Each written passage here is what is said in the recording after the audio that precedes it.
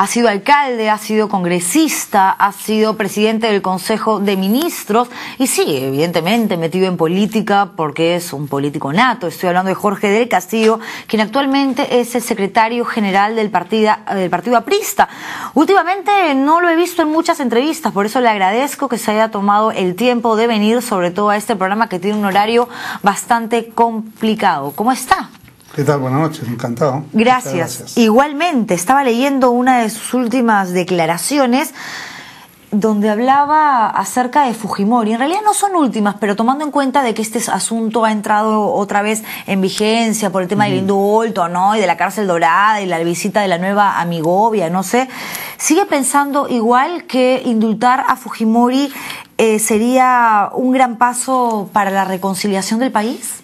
Bueno, en primer lugar, yo quisiera precisar que yo he tenido una posición antifujimorista radical por mucho tiempo, peleé mucho tiempo, fui víctima de esa dictadura. Así es que yo no tengo ningún compromiso con ellos. Creo, como ha opinado la doctora Blume hace un momento, que es el presidente que tiene que resolver, hay que dejar en libertad y respaldar lo que él diga. Pero si fuera positiva esa decisión, basada obviamente en las pruebas médicas, etcétera, puede ser un momento para impulsar un proceso de acercamiento entre los peruanos, porque yo veo que hay mucho odio, demasiado odio. Y una cosa que los apristas aprendimos a lo largo de nuestra vida, de nuestros mayores, era no odiar. Víctor Raúl, Ramiro Prelé, Armando, se pasaron años de años en las cárceles, salieron sin rencores. Entonces nos enseñaron una cultura del perdón, de la reconciliación, de lo superior para el Perú. Por eso yo veo que acá hay un odio horrible. Por eso que usted se ha amistado con Alan García, estuvieron distanciados muy buen tiempo, ¿no? No distanciados. Uno puede tener su punto de vista, además él era presidente, tenía que cumplir su mandato, yo ya no estaba en el gobierno, no tenía sentido que yo esté ahí metido. Tuve 2 años, 3 meses haciendo una labor y sembrando todo lo que ahora mismo se está cosechando. Yo creo que muchas de las cosas que se vieron en la etapa final de nuestro gobierno y en este gobierno es la consecuencia del buen gobierno nuestro de toda esa primera fase. Todo el mundo cuando escucha su nombre evidentemente recuerda lo que ha hecho en política, que como lo decía a la hora de presentarlo, no ha sido poco, ha tenido usted cargos muy importantes, alcalde, ministro, congresista. Sin embargo, en el 2008, cuando deja el premierato, deja la presidencia del Consejo de Ministros, dejó un halo de dudas muy grande en la población seguro. por el tema de Business Track. Si bien la Fiscalía ya lo absolvió y dijo que no había delito de conflicto de intereses ni enriquecimiento ilícito, la gente sigue pensando que usted tuvo algo que ver con Fortunato Canán, con Rómulo León y que lo que opinan muchos. Claro, al político siempre buscan la manera de limpiarlo. A ver, efectivamente yo he tenido una serie de cargos políticos y nunca había tenido una controversia de ningún tipo. Es más, y hasta ahora no tengo juicios, no tengo nada, nunca he tenido. Pero ahí se cruzaron todas las lunas en contra, ¿no? Pero afortunadamente, tanto una comisión parlamentaria, porque primero fue la comisión parlamentaria investigadora que presidió Daniela Bugatás. Ninguno era mi amigo, solamente había uno del APRA, los 4 otros bastante alejados de mí. Pero llegaron a la conclusión que no existía ningún delito. Mis adversarios políticos, que los honro en todo caso esa decisión. Así es que ahí no es una cosa que por presión política, por mi poderío, por influencia, 0 balas. Después han habido 3 acusaciones constitucionales más. O 4, creo que he perdido la cuenta. Todas declaradas improcedentes. Se abrió una investigación en la Fiscalía. A mí me han investigado 2 fiscales de la Nación. La doctora Echaíz primero, el doctor Peláez después. Peláez. ¿No? En el camino han hecho un peritaje. Yo he sido ministro 2 años, 3 meses, pero me investigaron más de 30 años de mi vida. Me llegó a la conclusión que yo no tengo ningún desbalance, nada fuera de lugar. Y eso ha sido la base para que una resolución final de la Fiscalía archive completamente el caso. Así que la gente puede seguir creyendo muchas cosas, porque también tengo algunos enemigos, ¿no? Claro, pero renunciar es de una u otra manera darle la razón a la gente que sospecha. Pero mi deber era renunciar en ese momento. ¿Sabe por qué? Porque yo no podía cometer el mismo error que estamos criticando ahorita este gobierno, ¿no? Que se va quedando con los problemas encima, al final los tiene que sacar de todas maneras. No, yo renuncié. Claro, pero en el caso ahora, por ejemplo, actual de Villena es diferente porque ya se sabe que hubo una agresión, hay un documento de médico legista, testimonio de esta chica. Pero precisamente creo que una de las cosas más claras que uno tiene que hacer es apartarse para que la investigación sea completamente independiente. Afortunadamente la resolución del fiscal Peláez salió cuando el señor Humala era presidente. Sí, claro. Si es que ahí nadie podría decir que la influencia del APRO, del gobierno. Entonces, despejada toda sospecha, lo que pasa es que siempre habrá gente, se comprenderá, que ya por odio, lo que estoy criticando, por odiosidades políticas siempre están dándole. Entonces, ya no cuenta para nada que tú hayas entregado tu vida al servicio del país, que hayas estado acá, que lo hayas recorrido, que hayas puesto en peligro tu propia vida 1000 veces viajando, sabe Dios, por todas partes, porque a alguien se le ocurre, ¿no? Quizás con sospechas fundadas en un momento, pero descartadas completamente después, que tiene que seguirte machacando toda la vida. Claro, lo que pasa es que quizás lo que también generó mucha desconfianza fue la actitud del entonces presidente y líder del partido, Alan García, que dijo que había metido usted la pata, ¿no? O sea, se sintió, se percibió... Sí, pero no metí la mano. Puedo haber metido la pata, pero no la mano. Son dos cosas distintas. Pero meter la pata también es... Bueno, es un error. Cometer un error. Está bien, pues. Está bien, uno comete errores, no hay problema. ¿Y cuál ha sido? Pero lo importante es que luego de eso, inclusive, luego de esos acontecimientos, en el partido a mí me eligieron secretario general. ¿Ok? Yo he sido... con mis propios compañeros, digamos, sentí una gran reivindicación de parte de ellos, un gran cariño. Y ahora estoy orientado más bien a trabajar con la gente joven, ¿no? Hemos hecho una serie de talleres. El sábado pasado lo hemos hecho en la Casa del Pueblo, con 500 muchachos universitarios que han venido de todas las universidades de Lima, algunas de provincias. Y hemos estado en Arequipa, hemos estado en Chiclayo, hemos estado en Iquitos. Entonces, yo siento que mi deber ahora es trasladar mi experiencia, mi conocimiento a los más jóvenes, a lo que son las siguientes generaciones del partido. No, y trabajar para el APRA, que es el partido político al que usted pertenece, en el cual se formó y al que le debe, de hecho, mucho de su trayectoria política, pero... Todo. O todo, sí, pero no se sintió traicionado por Alan García, no sintió que de pronto ese amigo que le había confiado nada menos que la presidencia del Consejo de Ministros durante su gobierno, pues de pronto salir a decir, ha metido la pata, y aunque no dijo que metió la mano, pero meter la pata ya es fregado, ¿no? Porque por último... Sí, pero son comentarios que pasan. Después me he encontrado con él N veces, ¿no? Hemos almorzado, comido juntos, hemos reunido. Es un tema que está volteado. El asunto ahora es que yo sigo a cargo del partido, estamos impulsando cosas importantes y lo que queremos es, más bien, que el APRA, ¿no?, a través de sus jóvenes, demuestre su fortaleza y enrumbe hacia una posición de defensa democrática. Todo el mundo le reclama a los partidos, pero el único partido que reacciona es el APRA. Y el APRA quizás sea uno de los pocos partidos, si no es el único tradicional que queda, pero con una representación que casi pues es imperceptible en el Congreso de la República, por ejemplo, de la cantidad No, imperceptible no es. Son pocos, pero imperceptible no es porque, mira, ellos han tomado algunas mociones, decisiones y hasta algunos ministros se han bajado. Ok, pero en todo caso, ¿qué pasó? Si antes eran tantos, la bancada aprista fue siempre tan grande, tan representativa, ahora 4 gatos. Yo creo que nadie discute que el APRA es un buen gobierno, ¿cierto? Yo discuto, pero bueno, ese es un tema aparte. Pero podríamos conversar sobre este tema y discutir ese tema. Pero no hay ningún gobierno en la vida republicana del Perú que haya bajado más de 20 puntos la pobreza como lo hicimos nosotros. Hay un titular ahí en la pantalla que dice, Mr. Trivelli dice que la pobreza ¿De qué gobierno está hablando? Lentamente. ¿Del último? Del nuestro. Ya sé, pero del último.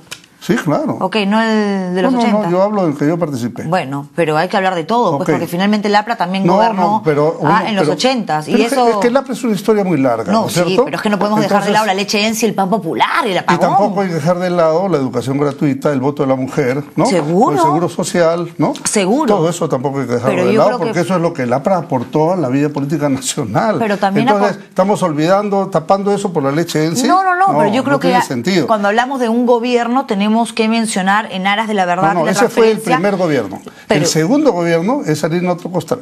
Bueno, es que también venía de una transición importante y de una, digamos, antesala, de una camita, por decirlo de alguna forma, como ustedes lo llaman en política, pues de estabilidad económica y de un buen trabajo que hizo en términos económicos, sobre todo Toledo. Es que eso... Pedro Pablo Kuczynski, que fue, digamos, el ministro de Economía mucho tiempo, el primer ministro, y lo hizo bien. Y eso es también un signo de madurez de nuestra parte y de otros sectores políticos. ¿Por qué? Porque tomamos una decisión de darle continuidad a las cosas buenas. Un gran defecto de los países de América Latina, de los políticos de América Latina, es deshacer lo anterior y creer que con él empieza la vida. No es así. Hay que continuar las cosas buenas.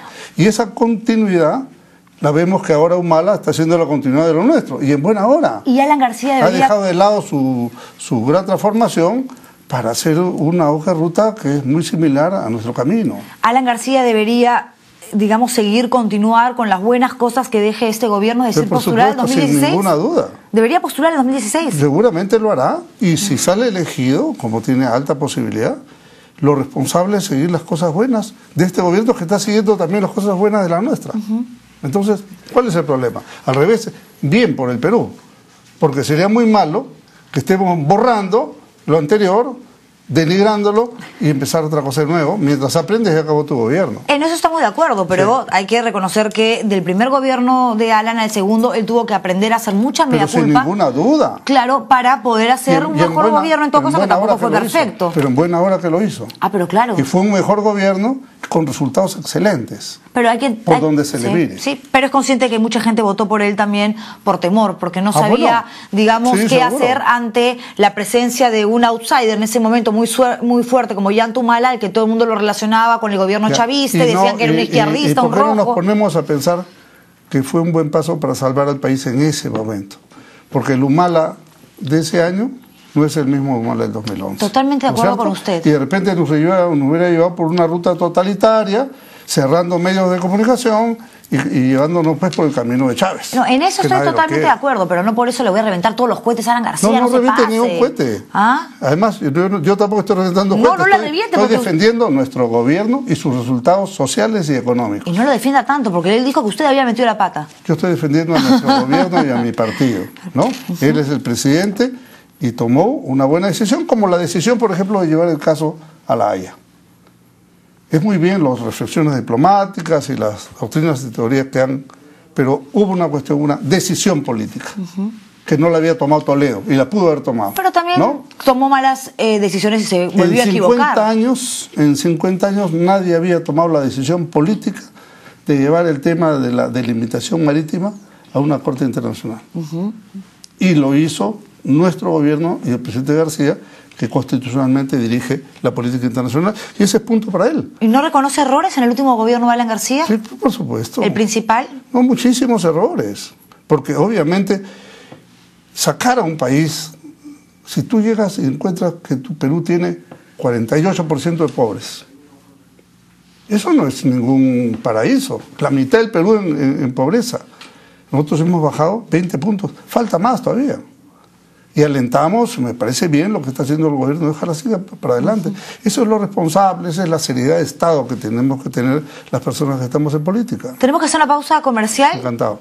Nos quedamos todavía un rato más, pero al regresar le voy a preguntar si usted también quiere postular el 2016, porque lo he leído por ahí y lo quieren candidatear, hacerlo candidato. Y también le voy a preguntar acerca de otros temas que me han llamado mucho la atención. Leí una entrevista que usted ha dicho que con tantos años en política pues se ha vuelto una persona desconfiada. Le voy a preguntar en quiénes desconfía. Es mi labor como periodista, tengo que hacer el trabajo. Sí, perfecto. Vamos a una pausa comercial y volvemos. Estoy conversando con Jorge del Castillo aquí en El Estilo Juliana. No se muevan.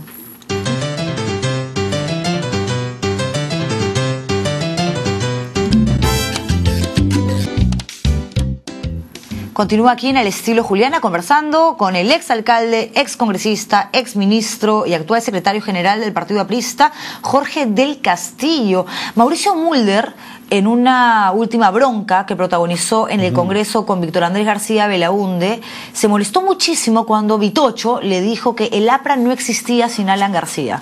¿Qué sería el APRA sin Alan? Yo creo que no hay que molestarse de esas cosas, ¿no?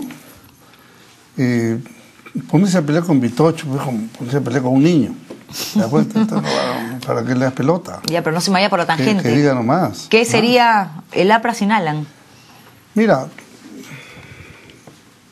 yo creo que cuando un partido tiene doctrina, tiene historia, tiene valores, tiene mística, las personas somos todos, ¿no? Momentáneos, esporádicos, temporales. Estoy seguro que el APRA tiene para muchos más. Por ejemplo, los muchachos de 20 años que han estado con nosotros este fin de semana, le están dando vida al APRA por los próximos 30, 40, 50 años, en buena hora.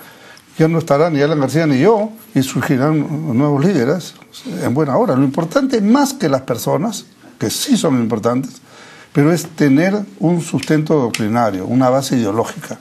Eso es lo que mantiene unido al partido, ¿no? Tiene una historia, hay sangre derramada, todo eso lo apreciamos, lo queremos y lo respetamos. En ese caso, ¿no deberían darle la oportunidad a una persona nueva, a alguien con sangre nueva para postular en el 2016? Esto lo digo porque ahorita no hay nada definido, pero son muchos los que hablan de que sería o Alan García el candidato aprista en las próximas elecciones presidenciales o usted. Pero eso se decide democráticamente dentro del partido. Hay una elección, se decide, ¿no? Y la verdad es que a veces la sangre nueva, a veces no es tan nueva, sino tiene que ser gente que de joven se va preparando y que a una edad determinada con un cúmulo de experiencias, ¿no? Porque las improvisaciones en política no funcionan. Ya estamos viendo ahí las cosas como están. En el Congreso hay, por lo menos la mitad del Congreso es producto de una improvisación o de quién dio más o lo que sea. Tenemos un desastre, ¿no? ¿Acaso hay gente con trayectoria? Contado con los dedos de la mano. ¿Le gustaría ser candidato en el 2016? Yo no estoy pensando en eso. Yo siento mi misión hoy, ¿no? Preparar a la juventud. Quiero ver un APRA con futuro. Pero ¿no? Si mañana alguien le dice, doctor del Castillo, mire, de verdad ya queremos empezar a trabajar en esto, en lo que es la campaña, ahorita ya es 2013, 2014, y sin darnos cuenta, sin querer queriendo, ya estamos en el proceso electoral. ¿Le interesa sí o no? No. Y si le dicen, doctor del Castillo, estamos pensando nuevamente en Alan García, ¿le parece una buena opción o no? ¿Queremos? Sí, claro, es una buena opción. Sí. Una buena opción que hasta seguramente usted piensa que lo va a ganar. No, yo no pienso eso. Ah, bueno. Pero hay mucha gente que sí lo piensa. Creo que ni Alan piensa eso. No, Alan piensa más que nadie. ¿Usted cree que se da desde ya por ganador? No se da por ganador, que ocurrencia, eso sería una presunción insólita, sino. En todo caso, sería buscar una contrincante. Pero creo que a raíz de lo que estamos viendo en el mercado electoral, ¿no? Difícilmente haya gente que respecto a él o a otros apristas, ¿no? Están bastante alejados en cuanto a su visión del país, a su capacidad, al conocimiento de la historia política, sí, y al empate que se tiene con esta continuidad de política de progreso económico con justicia social. Pero ahí, digamos, uno podría debatir o polemizar, porque por un lado dice, sí, es bueno que un candidato sea una persona con trayectoria política, que haya tenido experiencia en gestión pública, pero por otro lado la gente dice, ¿por qué no darle la oportunidad a gente nueva? Porque el político tradicional es demasiado mañoso y queremos evidentemente reestructurar, hacer una especie de reingeniería política para que los partidos políticos recuperen la confianza, porque ya no tenemos partidos políticos tradicionales. Vamos a retomar el tema de Perú-Chile. ¿Usted cree que un político nuevo, sin experiencia, que no ha pasado por ninguna, hubiera tenido la capacidad de tomar la decisión que se tomó nuestro gobierno de ir a la Haya? No lo sé, tendría que haber... Bien difícil, ¿te das cuenta? No lo sé, sería especular. Es muy claro, pero es muy difícil porque la política es un oficio muy noble, muy dedicado, muy sacrificado, Y lo que pasa es, y también muy satanizado. Todo lo ven mal, y no es así. ¿Por qué? Porque el político, bien formado, persona de Estado, es el que tiene la visión del Perú en su conjunto. Y creo que las improvisaciones, los que no comprenden estas cosas y los que llegan ahí porque, en fin, por amistades, porque dieron algo para la campaña, no están capacitados para eso. Van a fallar de todas maneras. Y la falta de expertise que estamos viendo en este gobierno es un poco la consecuencia de ello. Ok, doctor del Castillo. Empezando por el propio presidente de la República. Tenemos que ir terminando esa entrevista, sí. Pero ¿usted cree que Nadine Heredia debería postular en el 2016 si las leyes se lo permiten? Fíjese, la ley no le permite, pero si quiere postular, que postule. Pero quiero dar una apreciación. Yo creo que ella cumple un gran papel en el gobierno. Un gran papel en el sentido de darle estabilidad emocional al esposo para empezar, que es acosado por su propia familia, ¿no? Un gran papel en el sentido de haber dado sentido común a la acción del gobierno. Estoy seguro que ella tiene mucho que ver con una serie de inclusiones ahí. Pero ¿dónde está mi duda? La señora Nadine conoce el país profundamente, tiene experiencia de gobernar, tiene experiencia de administrar, ha dirigido alguna empresa, ¿no? Entonces, tú no puedes improvisar a la presidencia de la República. Si el esposo, siendo un oficial del ejército, con algo de lectura que tiene las dificultades que estamos viendo, ¿no? Y que se reflejan en ¿qué? En no tomar las decisiones a tiempo, en no saber apretar el botón apropiado, en no salir al corte de un hecho político. Eso es un cúmulo de experiencias. Es una experiencia de vida que no todos la tienen. Me queda clarísimo que su respuesta es no. Si quiere que postule, pero yo no votaría por ella. Así es, no, claramente. Perfecto. Muchísimas gracias por haber venido. Ha sido un placer conversar con usted. Regrese pronto. A sus órdenes. Yo lo quería entrevistar hace rato, pero claro, yo entiendo que el horario es difícil. Antes de irme quiero presentar algunos libros. Jorge Basadre, Reflexiones desde Tacna, me lo ha mandado Hugo Ordóñez Salazar. Ahí está el libro. Acá tenemos uno para que después no digan que no presento nada. Además hay que leer, señores, hay que leer. Errar es urbano, está buenísimo, miren ustedes. Carlín, este dibujante maravilloso, ha presentado este libro que tiene todas estas imágenes pues tan divertidas, ¿no? Y que plasman también diferentes situaciones, sobre todo sociales, de nuestro país. Conversaciones con Antauro Humala, qué miedo, pero ahí está el libro de Pedro Saldaña Ludeña. Esta es una tercera edición, ahí está, la del 2011. Este libro me ha mandado el IPAD, que es el Instituto Peruano de Arte y Diseño, Fotografía 2011-2012. Está precioso, de verdad que sí. Hay un trabajo increíble dentro. Acá hay unas fotos medio subida de tonos. Los camarógrafos estarían felices, pero no los voy a poner. Y para terminar, el balance social 2011 de Cáritas del Perú, que como siempre esta organización hace un trabajo maravilloso por quienes más lo necesitan. Así que después de todo esto... Están los buenos resultados sociales del APRA. Sí, sí, pues, pero tiene que salir otro con las cosas malas del APRA también, ¿no? Lo malo de la estrella, ahí está. No, pero yo creo que en el balance de las cosas ganamos largamente. Yo voy a escribir un libro. Cuando la estrella no brilla más, voy a poner. Pero no por mala onda, sino por las cosas que no salieron bien en ninguno de los dos gobiernos. Bueno, no sé de dónde habrá sacado usted su antiaprismo. No.